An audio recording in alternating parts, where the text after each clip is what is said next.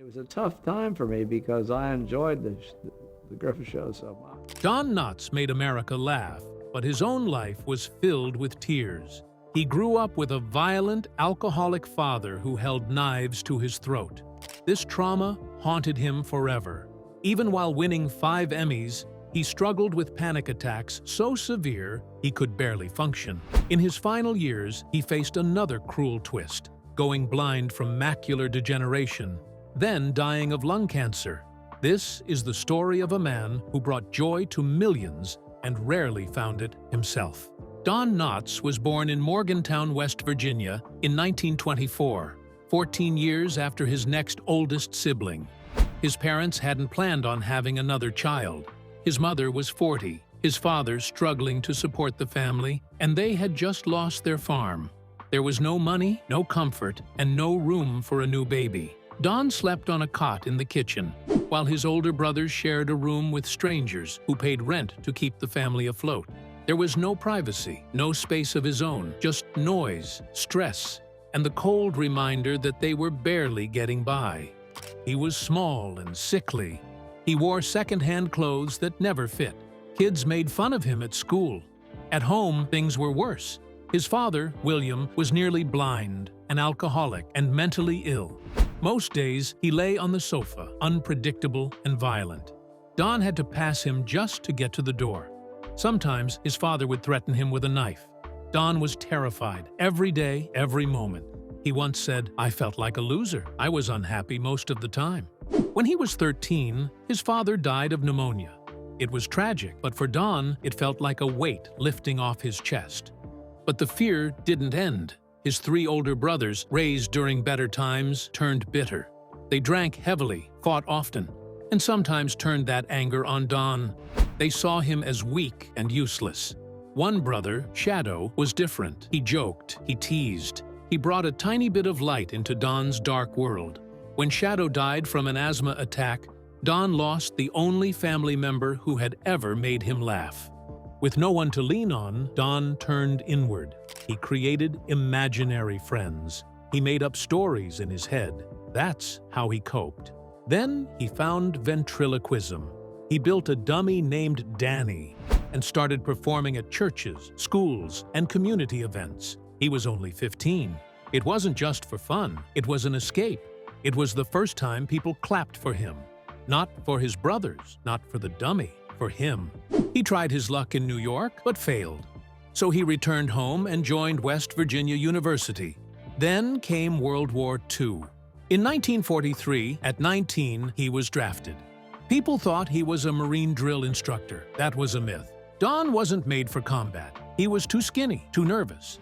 The Army placed him in the 6,817th Special Services Battalion, where his job was to entertain the troops. While overseas, Don performed in a military variety show called Stars and Gripes. He traveled from island to island, helping keep up morale. At first, he used his dummy, Danny Hooch Matador. Don had been doing ventriloquism since he was a kid, but after 2 years of it, something shifted. He started feeling annoyed. People laughed at the dummy more than at him. It was supposed to be his act, but Danny kept stealing the show. His fellow performer, Al Checo, could see it too. Don was getting tired of playing second fiddle to a piece of wood. Everything changed in 1945. On his way back to the United States, Don was on a ship crossing the South Pacific. One night, he picked up the dummy and threw it overboard. Don later said he imagined the dummy screaming as it sank, like it was alive. But he didn't regret it. That moment was like cutting a chain. He wasn't going to hide behind a puppet anymore. He was going to make people laugh as himself. Back home in January 1946, Don returned to West Virginia University. The GI Bill paid for his education. He studied theater, acted in campus plays, and started sharpening the nervous, jittery character that would become his signature. This time, it was all him. No dummy, just Don Knotts. People started to notice. While studying, he met a woman named Catherine Metz. She was calm and thoughtful, very different from him. She was also engaged to someone else. But Don didn't back off. He chased her, and somehow it worked. By 1948, they were married. That same year, Don finished his degree in theater. Don Knotts left West Virginia in 1948 with a theater degree and a $100 loan. He was just 24. His dream was simple: become an actor. So he took a bus to New York City, hoping his past in entertaining troops during the war might open some doors. But New York didn't care. The city chewed him up. He went to radio auditions, one after another. They didn't just reject him, they ignored him. Directors didn't know what to do with a skinny, shaky guy from Morgantown.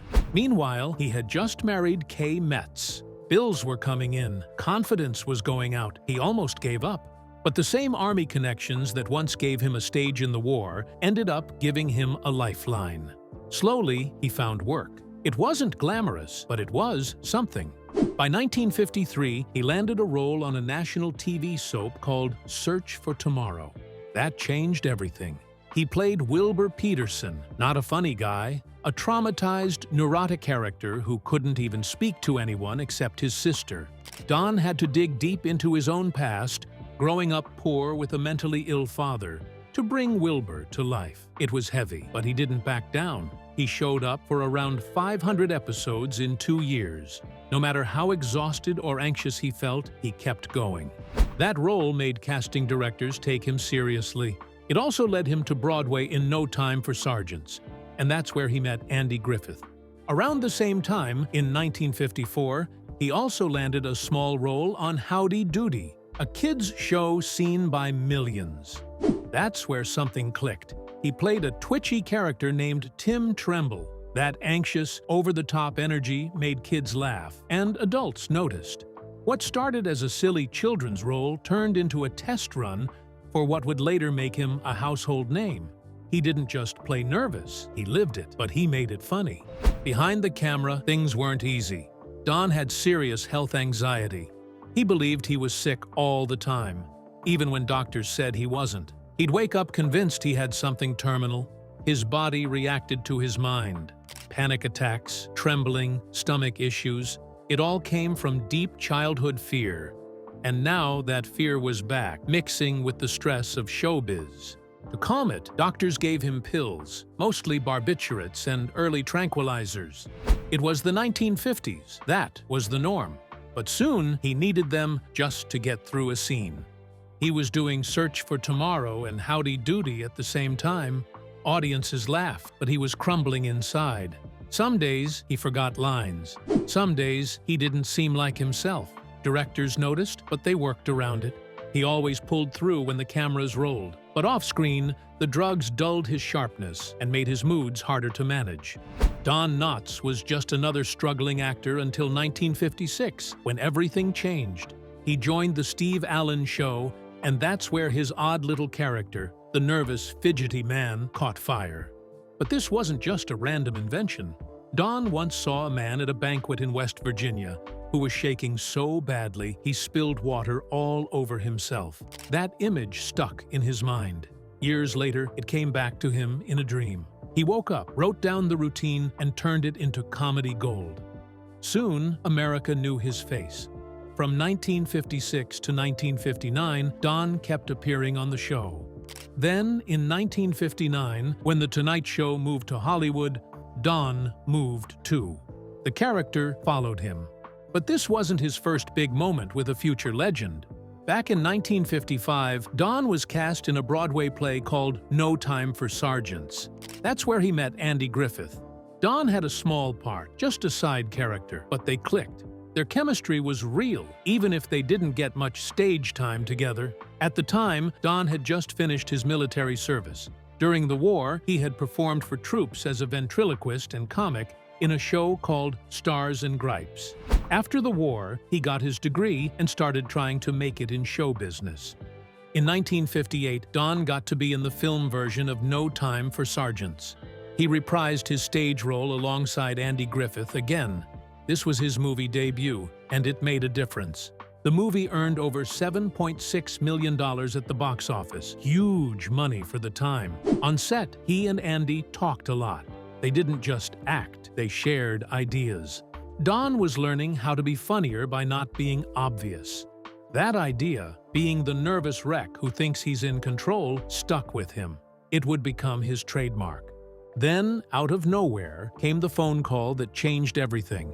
It was February 15, 1960.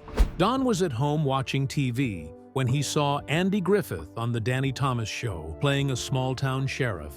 That was the pilot for what would become The Andy Griffith Show. Don picked up the phone and called Andy right away. They hadn't talked in nearly 3 years. Still, Don said, "Don't you think Sheriff Andy Taylor ought to have a deputy? No agent, no audition, just a cold call and a crazy idea." But Andy loved it. He set up a meeting with producer Sheldon Leonard. At the same time, Don's gig with Steve Allen was coming to an end. Perfect timing. Within weeks, Don had the job. Then came Barney Fife. People think Barney was just Don doing his nervous act again, but it wasn't that simple. Don made him a new person. Sure, Barney was jittery, but he wasn't just scared. He was also arrogant, loud, and overconfident. He acted like he knew everything. In reality, he knew very little. That contrast is what made Barney work. At first, the writers thought Andy would be the funny one and Don the straight man. But during the second episode, Andy saw something. He told the team, "Don should be the comic, and I'll play the straight man." That moment flipped the whole show. Don poured everything into Barney.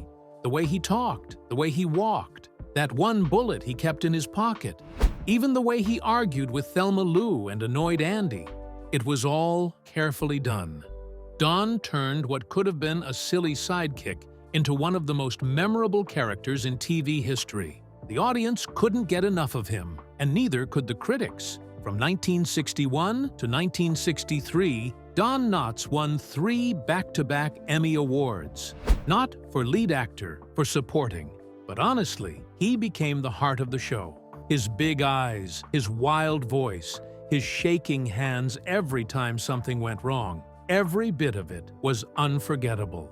He turned what could have been a throwaway side character into one of the most iconic TV roles of all time. People still remember the one-bullet rule. Barney wasn't trusted to load his own gun. Andy made him keep that single bullet in his shirt pocket. And even then, Barney somehow still managed to shoot the ceiling by accident. Every time that happened, he'd look heartbroken, hand over the gun, and walk off like a scolded kid. That kind of comedy didn't need words. It was physical, pure, timeless, and Don nailed it every time. But Barney wasn't just a fool. He thought he was an expert in everything, from judo to singing to American history. He'd stand tall, act like a big shot, and then completely crumble when things didn't go his way. His singing, a disaster when he tried too hard, but when he sang soft with Andy, just the two of them, it was oddly sweet. Don played all those highs and lows like a pro. Then came the shocker. In 1965, Don left right at the peak.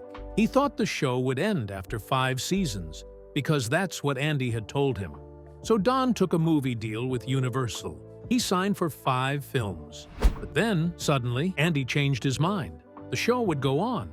Don couldn't go back. He was already locked in. And that broke his heart. He didn't want to leave, but he had no choice. Barney's exit was written into the show. He moved to Raleigh.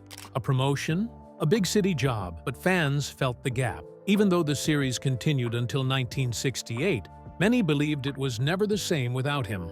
Then, in 1966, and again in 1967, Don came back for a few episodes, just as a guest. But his presence lit up the screen again. He walked back into Mayberry like he never left. And guess what? He won 2 more Emmys for those quick appearances. That brought his total to 5. 5 Emmys for one single role. No other supporting actor in a comedy has ever done that. Years later, in 1986, Don wore the badge one last time. Return to Mayberry brought the cast back together. Older, slower, but still full of that same magic. When Barney Fife stepped back on screen, it was like no time had passed. In 1964, Don Knotts stepped away from being a sidekick on TV and became the star of a strange little movie called The Incredible Mr. Limpet. It was half cartoon, half live action. He played a quiet, fish-obsessed man who turned into a talking fish and ended up helping the Navy hunt down Nazi submarines. Sounds ridiculous, but it worked, sort of. The film didn't blow up at the box office, pulling in what would now be around $35.7 million. But it proved something important. Don Knotts could carry a movie all on his own. That same year, Don made a bold move. He thought the Andy Griffith Show was ending, so he signed a 5-picture deal with Universal Studios. But then the show didn't end, and Andy Griffith kept going without him. Don couldn't go back. He was locked into the movie deal. That decision turned out to be the start of something big. His first Universal movie, The Ghost and Mr. Chicken, came out in 1966 and made serious money. It cost around $670,000 to make and earned back at least 5 times that amount. It was number 34 at the box office and eventually grossed about $100.1 million adjusted. That success led Universal to lock him in for 5 years.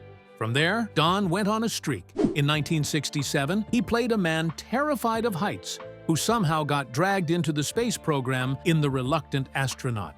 The movie included real NASA footage and came out just 2 days before the tragic Apollo 1 fire, which overshadowed its release. Then came The Shakiest Gun in the West in 1968, a remake of an old Bob Hope comedy. Again, it did fine. Not massive hits, but steady earners. He was especially popular in the Midwest and South. Critics in New York barely noticed him, but small-town audiences showed up every time. Then, in 1969, Don tried something different. The Love God cast him as a Hugh Hefner-type figure running a risque magazine. It was a weird choice. Audiences didn't buy it. The film bombed, pulling in just $15.4 million adjusted. Don had tried to change his image, but it backfired. In 1970, he admitted to the Chicago Tribune that he was confused by what people wanted. He worried that viewers were getting bored with him doing the same nervous character over and over. His final film in the Universal contract was How to Frame a Fig in 1971. It didn't do well either, making only $21.6 million adjusted and placing 86th for the year. After 5 years, the studio decided not to renew the deal. Hollywood was changing fast. Edgy films like The Graduate, Easy Rider, and Midnight Cowboy were rewriting the rules, and Don's clean slapstick style didn't fit anymore. He was 47, his movie career was cooling off, and he wasn't sure what was next. But that wasn't the end. In 1979, the hit sitcom Three's Company needed a new landlord. The old ones were leaving for a spin-off, and the producers called in Don. At first, the cast was nervous. John Ritter even said they were scared of Knotts because of how famous he already was. But once the cameras started rolling, everyone saw that Don brought something special. His new character, Ralph Furley, was loud, flashy, and always full of himself, especially around women. But that's what made it funny. He thought he was smooth, but he never quite got it right. And it wasn't just the jokes. People loved the way he looked. Mr. Furley's clothes were wild. Bright suits, huge collars, bold ascots. It was pure 1970s madness. But those outfits matched the energy Don brought to the role. He made funny faces, used his body like a cartoon, and made people laugh just by walking into a room. When Suzanne Summers left the show in 1981, the writers started giving more jokes to Don. His character became even more important, and he stayed on the show until it ended in 1984. After that, Don didn't disappear. In 1987, he showed up on another sitcom, playing a school principal for the rest of the season. A year later, he joined Matlock, working again with Andy Griffith, just like in the old days. He also did some voice work, including an animated version of himself in the new Scooby-Doo movies. He even had his own short-lived variety show in 1970. And if you watched TV back then, you might have caught him guest starring on other popular shows like Here's Lucy or The Bill Cosby Show. But behind the comedy was a very different story. Don's childhood was dark. His father, Jesse, had serious mental health problems and was known to drink heavily. There were times when he would grab a knife and press it against young Don's neck, yelling that he would kill him. It wasn't just once. His mother later reminded Don about it when he was an adult, asking, "Do you remember when you were in diapers and your father held a knife to your throat?" Jesse was eventually sent to a mental hospital twice. He died when Don was just 13. And only then did Don start to feel free. That's when he began opening up, trying to be funny, and building the personality that would one day make him famous. Still, the scars stayed. Don's daughter, Karen, said he had many moods. He battled depression for years. He could get trapped in his own thoughts and couldn't pull himself out. Even when he was successful, he often didn't feel good enough. He told a reporter once, "I felt like a loser. I was unhappy most of the time. We were poor, and I hated my size." Even though he had made it, those feelings never really went away. His brother-in-law said Don always felt like he wasn't good enough, even while fans loved him. The fame, the awards, the laughs, none of it could completely quiet the pain he carried from his childhood. The fear, the sadness, and the self-doubt were always there, just hidden behind the smile. Don Knotts was flying high in 1979. He had just joined the hit sitcom Three's Company, bringing laughs to millions as the quirky landlord Ralph Furley. But behind the scenes, everything changed when he got terrible news. He was going blind. At just 57 years old, Don was diagnosed with macular degeneration. He couldn't read scripts properly. He struggled to recognize faces. Even driving became dangerous. For a man whose wide-eyed expressions had made him famous, this wasn't just a health issue, it was a nightmare. At first, he kept quiet, but inside, he was falling apart. He became withdrawn, depressed, and moody. His wife Laura Lee said he became obsessed with doing everything he could before losing his sight for good. He wasn't the same man anymore. Even his daughter Karen noticed how fragile he'd become. She said his moods would swing so fast that people around him didn't know what to expect. He stayed in bed for days, overwhelmed by fear and dark thoughts. On set, he'd panic before scenes and sometimes locked himself in his dressing room. His vision problems made his anxiety even worse, and he'd always struggled with that since he was a child. Then, out of nowhere, came a glimmer of hope. Around 1982, doctors offered him a new kind of eye surgery, something experimental and risky. Don took the chance, and it worked. His vision didn't return completely, but it improved enough that he could work again. He was relieved. He felt alive. For a while, he joked again. He smiled more. He even told the New York Times that a blind man would trade everything to see the way he still could. But the damage was already done. His marriage couldn't survive the chaos of those years. Laura Lee, his second wife, had been patient, but between 1979 and 1983, she watched her husband change into someone unrecognizable. He was anxious all the time. He talked about his health constantly. She begged him to see a therapist, but he wouldn't. The tension kept building. Friends said the couple argued more and more. And finally, Laura Lee walked away. She filed for divorce, and that chapter of Don's life closed quietly. After the split, she disappeared from the spotlight and never spoke publicly about the pain she endured. Just when things seemed to settle, Don got hit again. This time in the early 2000s, he had lung cancer. The irony was brutal. He had quit smoking years earlier, but the damage had already been done. He didn't tell anyone at first, not even his kids. He was afraid that if word got out, he'd stop getting work. But the cancer was already in both lungs. Still, Don, being Don, found a way to laugh about it. When his doctor confirmed the diagnosis, Don cracked a joke. That was who he was. Even when dying, he wanted to make others smile. At 81 years old, when most actors had already stepped away from the spotlight, Don Knotts was still working. He voiced Mayor Turkey Lurkey in Disney's Chicken Little in 2005, his first Disney project in decades. What made this even more impressive was the fact that he was nearly blind by then. He had macular degeneration in both eyes, but kept going, and he didn't stop there. He made one last live-action appearance on That 70s Show, playing a version of the goofy character he made famous on Three's Company. Around the same time, he also voiced Wormy in the Hermie and Friends animated series and recorded one final role as a dog named Sniffer in Air Buddies, which came out after he passed away. Even as his health faded, Don Knotts never stopped performing. His career had started way back in 1941, and somehow, even after 65 years, he was still making people smile. What made Don's final years even more touching was the presence of his oldest friend, Andy Griffith. The two met in 1955 while working on a Broadway show called No Time for Sergeants. They were just two Southern boys trying to break into show business. That one job turned into a lifetime bond. Years later, when they made The Andy Griffith Show, Andy actually changed the whole setup just to let Don be the funny one. That's how close they were. And when Don got sick, Andy didn't stay away. He flew in to see him one last time in the hospital. He wasn't just a co-star, he was family. According to Don's former brother-in-law, Andy was the last person to visit Don before he died, other than close relatives. Ron Howard, who grew up watching them on set, said it best. They had a deep and abiding respect for each other, and they remained friends till the end.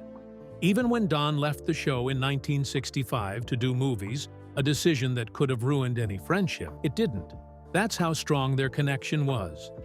Don Knotts passed away on the night of February 24, 2006. He was 81. Lung cancer had worn him down, and a bad case of pneumonia made things worse.